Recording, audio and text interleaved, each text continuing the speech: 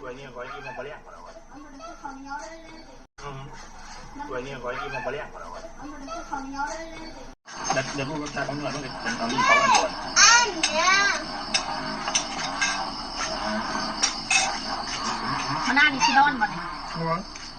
อาบน้ำให้แล้วแม่อาบน้ำให้แล้วมือนี่จับขาเขาไม่ได้แล้วมีสภาที่ใส่เนาะคนกระตุกกูมือข้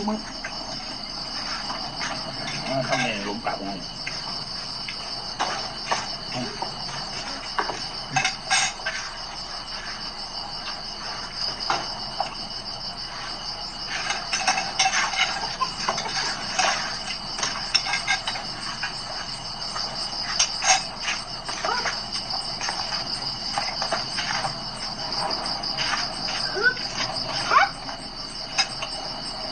คุณป่านแล้วแทบหมดนี่หน่อยกระถิ่นเขาจะแก้ไปสักบ่มีเลยกินของมือเลยเล็กน้อยกระถิ่นมียอดปีเนี่ยกินกระป่นปลาเขาค่อนข้างปั้นยังแซ่บกินอาหารแบบเปลี่ยนอาหารกินมากพอมากินมาอยู่นี่มันตั้งมากินกูมือแบบแซ่บเพ้นพักเพ้นหยามเราคือหยามนะพี่น้องพอมาน้ำลายแตกจะตัวเอาไปทำมือราคาเอาไปดีนะทำในบรรทัดครับ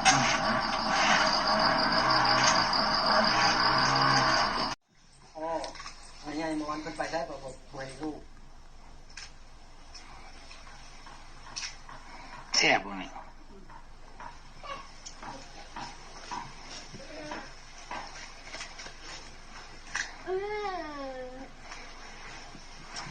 ตาครับมันแม่มอนนี่ไพ่ก้อนกันเนาะตาเราเท่าไหร่ตาเจ้าเท่าไหร่ละอายุตานะ65ได้ไหมประมาณนั้นรุ่นเดียวกันพี่แม่เนี่ย60เท่าไหร่13 14 65ละทีป้าแม่มอนที่เขา70ละทีมอนเราอันไหนเนื้อหนังเราดีไหนแม่เรารักษาตัวเราดีเราคือคนอายุ19 ปีเนี่ยเราตาเราคือยังคนอายุ17 18เนี่ยเราลูกได้เข่าอยู่เข่าก็แม่นะก็คือว่าตลกไข่ตาหัวสิละพี่น้องอีเมียแล้วกับบึงคน50กว่าเนี่ยเนาะเราคนแต่งตัวดีสุดๆเราคนมาปล่อยเนื้อปล่อยโตเราไม่ได้ถูกเรียกมุกข่อยก็ไม่ได้ถูกเรียกคือกันน้ำมันปล่อยตัวเองไม่ได้ยุ่งซ้ำแม่เลยพอได้คอยมาสนเข่าที่งานเขาสั่งคอยสนแต่ว่ามีเงินใช้บอกแค่นั้นชีวิตนี้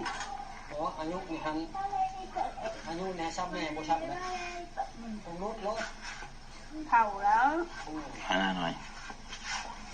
เปลี่ยนสุดตลอดเพิ่นนะเปลี่ยนสุดได้แม่เนี่ยนะสักปั่นตายรถใช้มึงนู้นในมันทำไร70 ปีมันต้องแก่กว่านี้จะนอนอันนี้มันยังอ่อน50 ปีเก่งควายเหรอ